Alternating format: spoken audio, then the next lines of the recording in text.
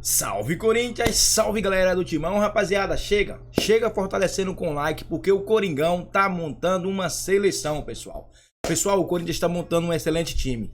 E ainda, pessoal, por cima de tudo, é um elenco que não tem o ego inflado, igual ao do Flamengo. A galera que tá chegando no Corinthians é aquela galera de low profile, pessoal, perfil baixo. Não é igual o Gabigol, a Arrascaeta e por aí vai, igual o Flamengo é. O Palmeiras também tem um time, ó, de boa, tranquilo. Já o Flamengo é o que mais tem o ego inflado. E o Corinthians montando esse time vai ser difícil, mano. Confesso. Se esse time encaixar, se esse time tiver um bom entrosamento, vai ser difícil bater esse time do Corinthians, mano. Vamos esperar para ver, pessoal. Mas antes de ir para o vídeo, chega aí fortalecendo com like, se inscreve no canal e ativa o sininho, pessoal. O Corinthians vai contratar mais três, pessoal. Não tô falando nem do Gustavo Henrique, o Borré e quem é o outro? Luiz Henrique. Até tem Luiz Henrique também. Virá mais 3 além desses, pessoal. Imagina. E a gente precisa de um lateral esquerdo. Venho falando há muito tempo. Estão esquecendo do lateral esquerdo. Vamos pro vídeo e fortalece com like aí. Sobre Gustavo Henrique, novo reforço do Corinthians, ou quase. É que o Valladolid, dono dos direitos econômicos do atleta, já topou ceder o jogador ao Corinthians de graça. Vale a lembrança de que o Valladolid, time da segunda divisão da Espanha, cujo dono é Ronaldo. Se o Valladolid é dono de 100% dos direitos federativos, tem 40% dos direitos econômicos. E é exatamente por não ser dono de tudo que o negócio ainda não pode ser dado como oficial.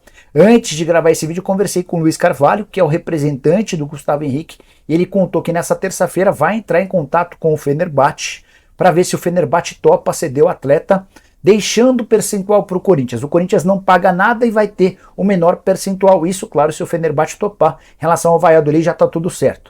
O Valladolid, vale a lembrança, tem 40% do valor de uma venda futura, o Fenerbahçe tem direito a 60%. A ideia é que o Corinthians tivesse a menor fatia, até porque não vai colocar dinheiro, mas que Valladolid e Fenerbahçe cedessem proporções iguais ao Timão. Vamos tentar imaginar uma possibilidade de o Corinthians com 25% dos direitos econômicos e o restante dividido de forma proporcional entre o Valladolid e também o time turco. Gustavo Henrique tem 30 anos de idade, não conseguiu se firmar como titular na segunda divisão do futebol espanhol, até por isso sua liberação é das mais tranquilas, pelo menos da parte do Valladolid.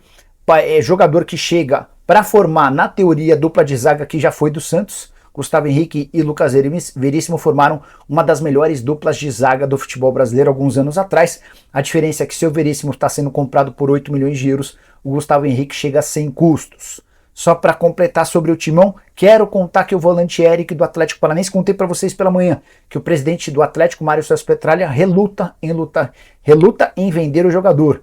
E o empresário do Eric deixou isso bem claro, ao conceder uma entrevista afirmando o seguinte, abre aspas, o Atlético não tem a intenção de vender, mas o projeto agrada o Eric, que já havia pedido a sua liberação. Eles têm o direito de não querer vender e nós temos o direito de querer sair, fecha aspas, mais claro impossível. O Eric quer jogar no Timão. Resta saber quem vai vencer essa queda de braço, se o Corinthians ou o Furacão. Estarei de olho para contar para vocês. Combinado? O Catar ele jogou as 3. A última contra o Senegal foi em linha de 3. Então ele também, se o Mano falar é 3, ele também sabe jogar. E até perderam para o Senegal e caíram fora. Mas enfim, não sei se não funcionou a linha de 3, mas enfim, ele foi titular nas 3 partidas. Então eu não imagino que é um cara que está saindo de lá para chegar aqui achando que vai para o banco. Agora, não sei como é que foi a conversa com o Gustavo. Gente, Flamengo, Palmeiras... Ele estava no Valladolid, Flamengo, né? Palmeiras, Atlético... Não era titular. Então, quem tem dinheiro tem que contratar elenco, gente. Não é só 11zinho ali para fechar o time. A gente vê e lá... zagueiro precisa ter 5, você sabe disso, então. né? Porque zagueiro machuca e toma cartão. Jogam 2. 2 ficam na reserva. E sempre tem um pendurado em alguma coisa. Um tá machucado, um tá com cartão. Então você precisa ter 5 sempre zagueiros. Eu não estou ensinando ninguém a montar elenco, hein? Eu só estou dizendo o que eu faria. Essa aí até eu já aprendi, Pascoal, que essa aí você fala direto. Até eu sei que zagueiros são 5, ó. São 5 zagueiros, são 5 volantes, porque você tem 2 volantes para jogar, você precisa de 5, porque o volante também toma muito cartão. Volante 5 já é muito. Não, 4. São 2 que jogam, 2 no banco e sempre tem um pendurado, minha senhora. Então você precisa ter. Pascoal, precisa ter 5. Não se preocupe com dinheiro, porque a cada entrevista do novo presidente... Veio promessa de mais dinheiro. Agora ele falou que a camisa vai passar de 200 milhões ano. Camisa essa que já recebeu o maior patrocínio de toda a América Latina, de 370 milhões em 3 anos, são 120 por ano, 10 milhões por mês, mais 10 que eles deram ainda de luvas. Ninguém nunca fez isso. A diferença desse contrato, mas já com esse 120, ele ontem, né, quando foi apresentar esse patrocinador, ele foi perguntado e falou, fiquem tranquilos que vai passar de 200 milhões a camisa. Né, a gente sabe, camisa de 100, nem o Palmeiras paga isso. Lá na Leila teve aquele problema lá, rapaz, 90 tem entrevista e tanto. da Leila dizendo que... Ah, eu quero fazer esse debate outro dia, eu quero mostrar valor de camisa aqui. Agora é o seguinte, o Corinthians não... mas é diferente no seguinte, o Corinthians já tomou um chapéu lá naquela história do Paulinho, vocês lembram? Sim. Opa! Vão assinar o patrocínio aqui, que a gente paga o salário, que a gente paga X e a empresa foi embora e ficou na mão. Então o que o Corinthians vai fazer? 10 milhões por mês. Ah, não pagou esse mês? Pronto, eu tiro o patrocínio. Então não dá para contar também, eu até já falei, o maior patrocínio da toda a América e tal, desde que termine esses 3 anos e se confirme os 360 milhões. Porque se esse patrocínio acabar em junho, foi um patrocínio de 60. Entendeu? Ele vai falar que é o maior e tal, mas para não ficar... Mas tem um acordo firmado, né? Tem, mas o outro tinha também, aí tem multa para sair e tal. Então ele vai pegar 10 por mês, pá. Quando terminar esse período de 3 anos, aí o Corinthians vai, sim, no final da gestão dele, ele vai poder dizer, olha, foi o maior de todos mesmo. Como ele diz agora, porque está assinado para ser, então é o maior, ninguém recebe 120 e tal. Mas vai ser mensal, sabe-se lá se esse dinheiro vai ajudar a folha? É meia folha lá, né? Quando eles falam de 20 milhões, todo mês. Eu gosto de fazer conta a informação com é que vai o Corinthians entrar, é arriscado, disso eu entendo bem. O Corinthians economizou 11, né? O Corinthians já economizou 11. Eu entendo bem. Você já gasta folha. esperando. Essa é a história. Tem que ter o pé no chão. Só os que saíram, a economia é de 11. Então. E quem saiu? 11 milhões. Com 10 Mas o Corinthians entrando, não contratou nenhum jogador baratinho. Também não. Vai pagar Não contratou parcelas. nenhum jogador para ganhar pouco. Dos que eu tô vendo contratar. Só contratou jogador bom. O Corinthians está montando um baita time. O time, ainda acredito que ainda precisa de uma lateral direita dar uma arrumada ali. Né? Tem que mais um. Por exemplo, se contratar o Luiz Henrique. Atacante, precisa de atacante. Contratar o Luiz Henrique. Jesus, é uma fumaça, é um BO para resolver, porque ele é rápido. É rápido. Se contratar Luiz Henrique, se contratar Borré, que agora tem o Borré também. Aí tem o Inter na briga, né? Na possibilidade, aí já vai ter centroavante que vai se coçar, tá vendo como é que é? Já tem centroavante que vai dominar a bola. Quando vier, ele já vai dominar. A bola não vai fugir mais, não. Porque quando a bola vier, ele vai dominar. Não vai fugir, não. E Roberto, atenção. Quando a bola vier, domina e papa o gol rapidinho, porque o Borré pode chegar. Entendeu? Tudo isso é levado em consideração. Porque você vai jogar. Ou não é assim? Eu não sei porque você acha graça, mas é a realidade. É a realidade. O Roberto, a hora que ele domina a bola, marvada, fuzil, o Borré entra lá. O Borré, a bola dele, ele guarda. Mas como é que é o sorriso do Yuri Alberto? Hoje? É. Hoje ele tá legal. Agora, Chico. Se chegar o Luiz Henrique. Escolhe até os dentes. Bom, o Luiz Henrique ajuda. Olha aqui que eu tenho que ir pro intervalo, Pascoal. Se chegar o Borré... Esse é um artista. Se chegar o Borré, ele vai ficar sério. Aí dá aquela cara compenetrada. Mas agora? Deixa eu fazer um intervalo aqui. 2015 e 2019 estiveram juntos os zagueiros que estavam aqui. 15 a 19? Eu pensei que era 17 e 19. É que deve ter firmado depois, né? São 4 temporadas. Pode ser que tenha firmado melhor dali pra frente, que é quando você lembra. 17 e 19 é que tinha na memória. Mauro Naus falou que quer falar de outras SAFs. Alexandre Matos deu uma... O Campeonato Brasileiro, mais de 700 jogadores entraram em campo no Campeonato Brasileiro, o terceiro com o maior número de duelos vencidos. Disputa de bola ali, sai da marcação para dar o bote. Gosto muito do Ranieri. Foi o terceiro. E ele foi o terceiro em números absolutos. Então vai cair nas graças da Fiel, se Mas repetir ele isso no Corinthians, não é?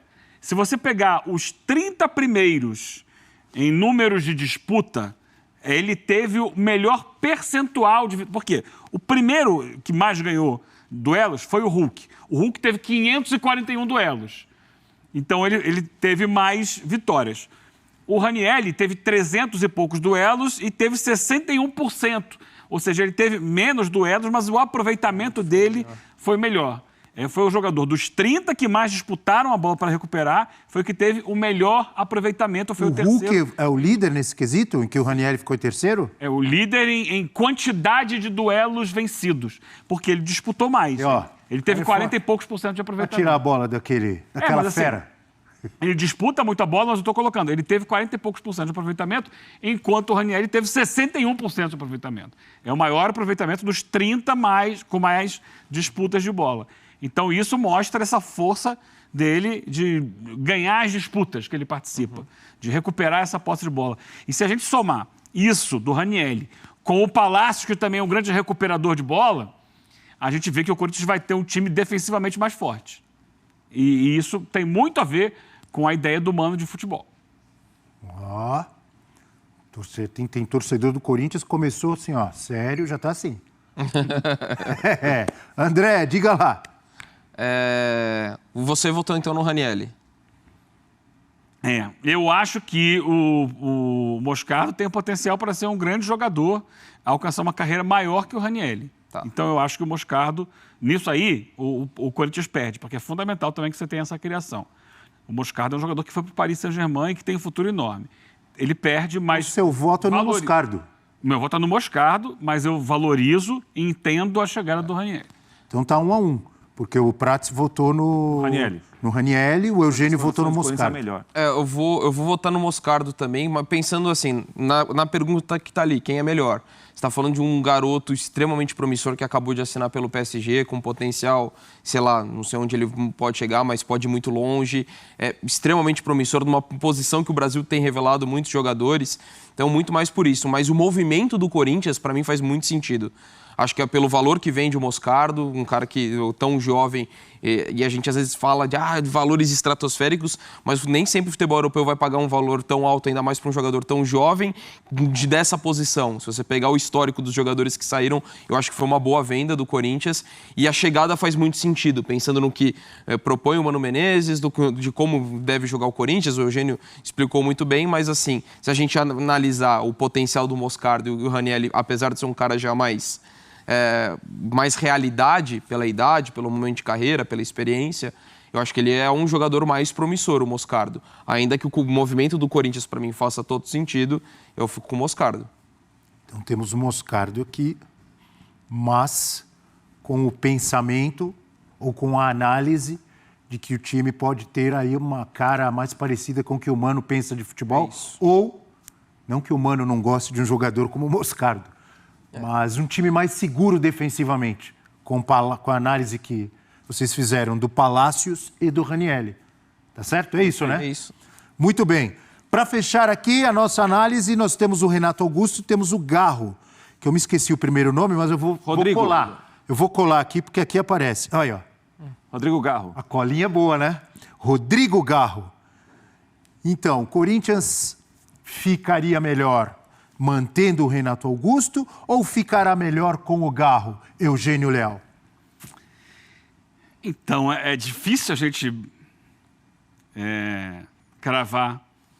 Eu acho que o Renato Augusto é um jogador muito especial e histórico para o Corinthians. Eu acho que o Garro, ele é mais jovem.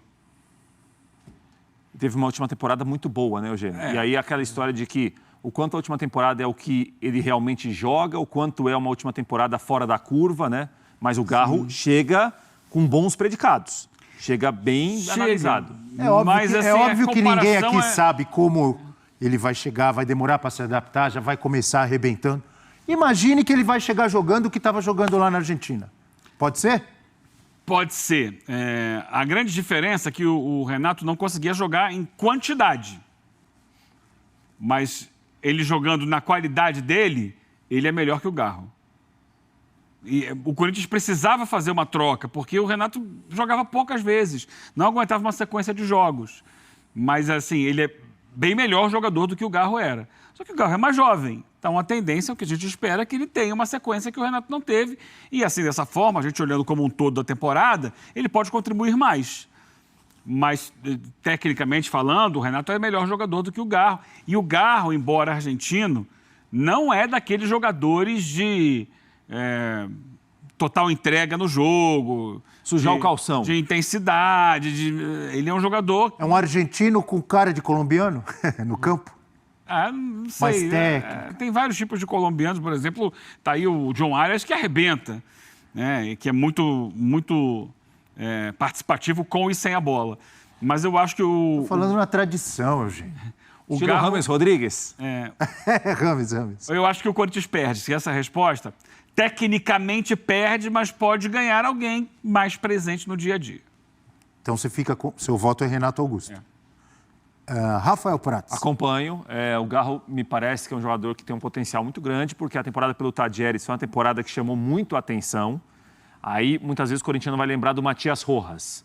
Eu acho que o Garro jogou melhor por mais tempo que o Rojas. O Rojas teve um momento muito bom no Racing, mas foram meses. O Garro foi quase uma temporada toda que foi muito bem no Tadieres. Foi um dos bons meios do futebol da Argentina. Agora, o futebol argentino hoje, futebol local, é um futebol inferior ao nível praticado do futebol brasileiro. O lugar mais difícil de jogar na América do Sul hoje, pela exigência, pelo investimento pelos jogadores que tem, é o Brasil. Né? Então, eu acho que tem essa dúvida em relação ao Garro, ainda mais a curto prazo. Pode ser um meia que realmente chame muito a atenção no Corinthians, mas o Renato Augusto já era uma realidade. Renato Augusto. Mas pouco jogava, né? Sim. Diga, André. Eu também. O Renato Augusto é um cara absurdamente diferenciado, né? Tecnicamente ainda entrega. Era questão isso, a regularidade que ele teria ou não. Então eu vou ficar com ele, e aí é até curioso que a gente vai dar maior número de votos em saídas do que chegadas. Mas a gente está falando muito da comparação, para mim, individualmente falando. Se você juntar o coletivo, para mim o Corinthians está fazendo o movimento que precisa fazer, de rejuvenescer o elenco, jogadores com a característica do que pensa humano. De todas as saídas, para mim elas fazem sentido. No momento lá do Gil, apesar de ter ido muito bem, o Bruno Mendes a questão financeira, o Fábio Santos se aposentando, o Moscardo pela oportunidade de vendas, mas o Renato Augusto é a única que eu coloco um ponto. Eu acho que rapaziada, eu acho que o Corinthians ficou mais forte ainda, pessoal. E além de ficar mais forte, se livrou daqueles gato gordo, pessoal. Gato gordo que ganhava bastante. A folha salarial do Corinthians era um absurdo. O Corinthians tinha a terceira ou a quarta folha do Brasil, pô. E os caras não representavam em campo. Gil, no jogo contra o Bahia, fez 2 pênaltis. Renato Augusto era... Porra, Renato Augusto só ficava no banco ou no DM, pô. Ainda bem que o Corinthians fez essa limpa. Ainda bem que o Augusto Melo venceu as eleições. Porque senão, pessoal... Hoje estaríamos preocupados falando qual seria o time do Corinthians e já pensando que ia brigar de novo para não ser rebaixado. Eu não quero nem pensar nessa hipótese, pessoal. Mas tá aí, a reformulação tá feita, ainda vai chegar mais reforços. E eu só te peço que, fortalece aí com like. Fortalece aí com like, se inscreve no canal e ativa o sininho, beleza? Pessoal, fica atento aí, porque vai ter mais notícias do Corinthians hoje, hein? Fique atento. Forte abraço. A terça-feira promete, pessoal. E vai, Corinthians. Vai, Corinthians.